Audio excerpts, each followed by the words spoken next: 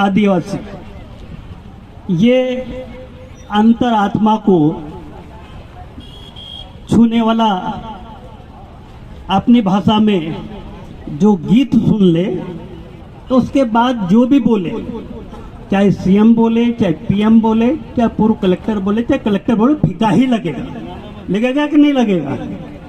इन्हीं सब लोग साथ में अपनी बात को मैं प्रारंभ कर रहा हूं।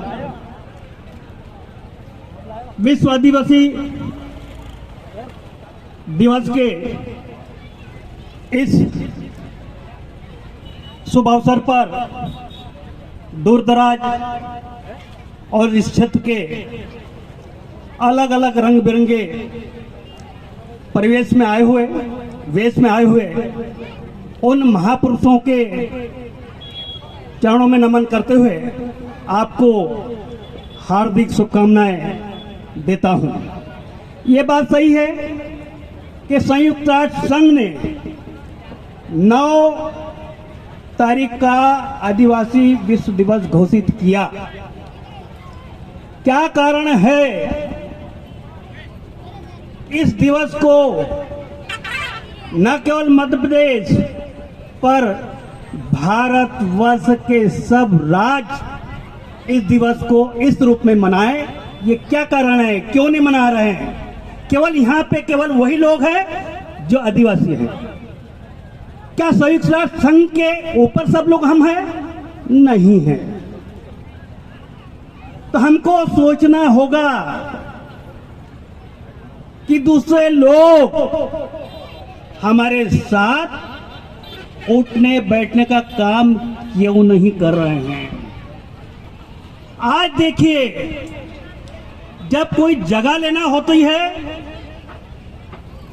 तो दूसरे लोग अपनी बहू बेटी को अपने घर से पत्नी बना के उनको सरपंच या सरपंच बना रहे। देखा आपने? बहुत से ऐसी जगह हैं। क्या वो नहीं दिखता? क्या दूसरे लोग जो इधर उधर कर रहे हैं वही दिखते हैं क्या? हमको इस बात को भी सोचना होगा। क्या अन्य धर्म के लोगों को जो आदिवासी हैं उन्हीं समान शासन के द्वारा शैक्षणिक आरक्षण और उसको लाभ दिया जा रहा है? तो क्या बुरा है? उनने सुधार किया है हम लोगों का, उसके बीच में हमारे बीच में रह रहे हैं और सुधार कर रहे हैं। तो ये मांग नहीं होना चाहिए कि उनको आदिवासी सूची से हटा दें। हटाओ तो वैसे जो अपने आप हटना, इन लोगों हटना चाहे जो दूसरे रास्ते से हम पे ऊपर कब्जा करने की कोशिश कर रहे हैं। हमको देखना होगा, पूर्व वक्ताओं ने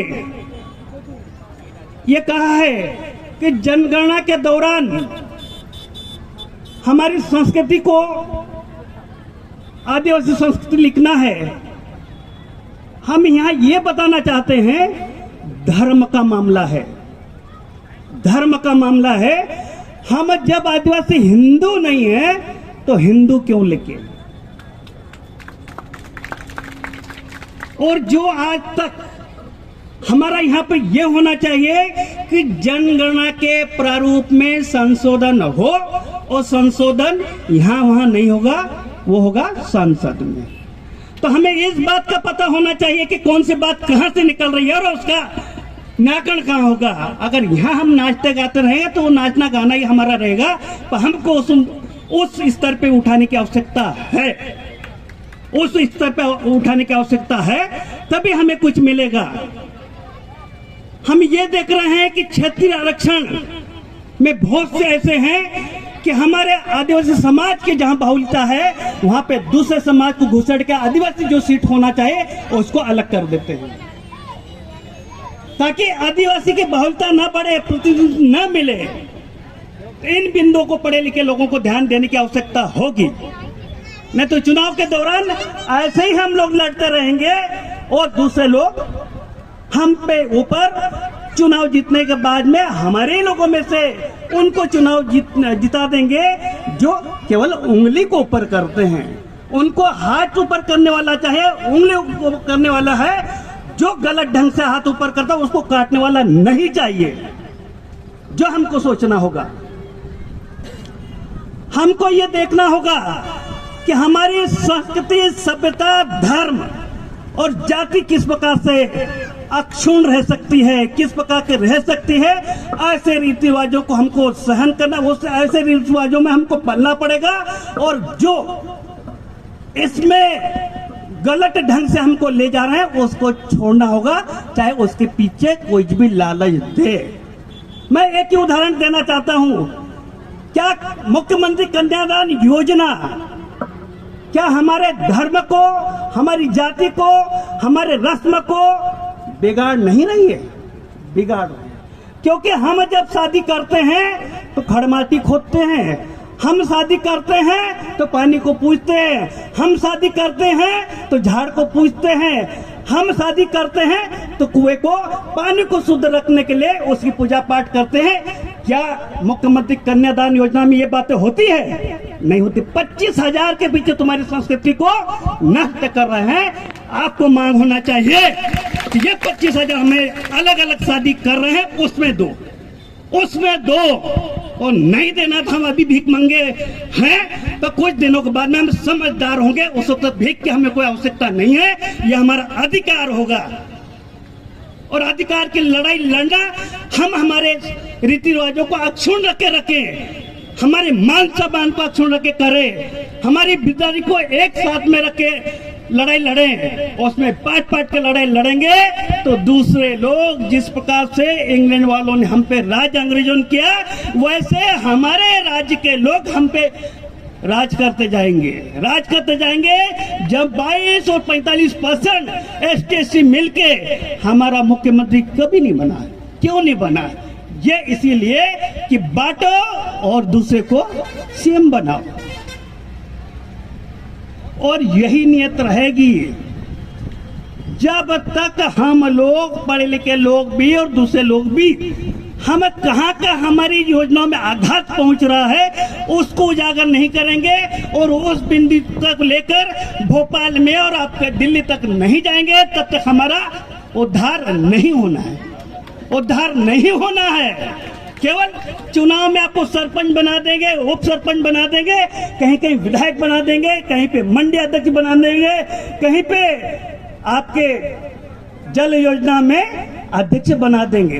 पर ऐसे अध्यक्ष बनाने से क्या होता है? हमको तो वो चाहिए असली हक, जहां से योजना बनती है उसको निर्धारण करने का हक चाहिए, जो हक नहीं मिल रहा है। तो आपको, हमको इस समय वो बात सोचना है। आप देखिए, मध्य प्रदेश शासन के किसी भी राज्य में और मध्य प्रदेश शासन में भी अगर जो ट्राइबल क्षेत्र की योजनाएं बनती है, उसके लिए सभी हमारे आदिवासी विधायक हैं, उनके बैठक करके उनकी समिति बनी है। समिति बनने के बाद में उनके माध्यम से योजना जो नेम है उनमें परिवर्तन होना चाहिए। ये हो रहा नहीं हो रहा, क्योंकि उस समिति के अध्यक्ष हमारा आदिवासी होना चाहिए, तो वो नहीं होकर दूसरे हैं। तो ये हमारे विधायकों की मांग होना चाहिए कि जिस समिति के माध्यम से आदिवासियों की समिति हो, उसका अध्यक्ष भी आदिवासी हो। दूसरा क्यों बने? ये होगा तभी जाके होगा।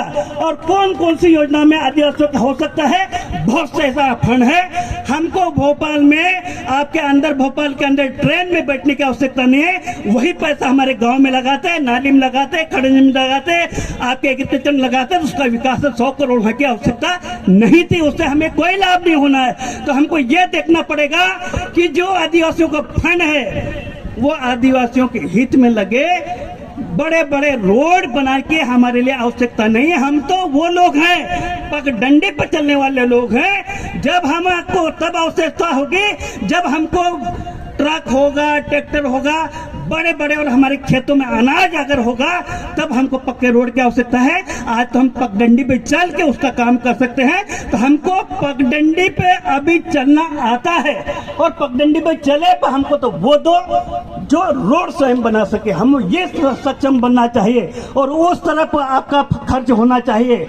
हमको पक्के रोड तुम दूसरे लोगों के लिए बना रहे, ट्रांसपोर्ट करने के लिए बना रहे, दूसरी कंपनियों के लिए बना रहे हो, पर हमको उसकी आवश्यकता आज नहीं है, कल होगी पर आज नहीं है। आज तो हमारे पेट की आवश्यकता है। पेट में अगर अच्छा खान पान होगा, हमारी उम्र बढ़ेगी, तो हम फिर मांग करेंगे कि पक्के रोड बनाओ, रेल पर अच्छी लाओ, तब मांग करें। आज तो हम सब दर दर की ठोकरें खा रहे हैं। जो 3 साल से पीएससी हो रहा है पर आज तक रिजल्ट नहीं आया। ओबीसी को आरक्षण की बात हो रही, कोर्ट में हो रही, तो उसमें आदिवासियों का कोई वो नहीं है। आदिवासियों को अलग करके आदिवासियों का रिजल्ट डिक्लेयर कर दो। सामान्य की और आदिवासी को तुम अलग बात करना, तो आदिवासियों को आपकी नौकरी मिले। तो 3 साल से हम लटक रहे हैं, दर दर के ठोकरे खा रहे हैं। बेरोजगारों से पूछ लीजिए, तो हमको इन सब बातों को, शिक्षा को देखना होगा। आईटीआई में जितने भी ट्रेड हैं उनको देखना होगा कि उस ट्रेड में आदिवासियों के लिए ट्रेड है, तो हमको उसमें बच्चों को भेजने की आवश्यकता है। एजुकेशन में जिन बच्चों की आवश्यकता है उनको एजुकेशन में हमको आगे बढ़ाने की आवश्यकता है।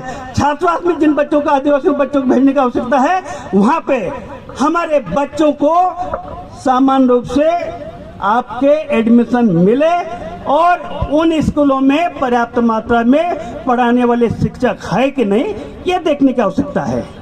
तो इन सब बातों को देखने की आवश्यकता है और ये आदिवासी समिति की देखने की आवश्यकता है। शिक्षा कहाँ नहीं हो रही उसको देखने की आवश्यकता है। हॉस्टल अच्छा कहाँ नहीं चल रहा वो देखने की आवश्यकता है। कौन से पद खाली है वो देखने की आवश्यकता है। और आपके एग्रीकल्चर सेक्टर में कहाँ का हमारे नहरें, तालाब और ट्यूबवेल होना चाहिए और उन्नत किस्म के बीज मिलना चाहिए, ये देखने का अवसर किस योजना से मिलना चाहिए, ये देखने की आवश्यकता है। इन्हें सब लोग साथ में, पीछे वाले मंच से कहा जा रहा है कि ज्यादा हो गया।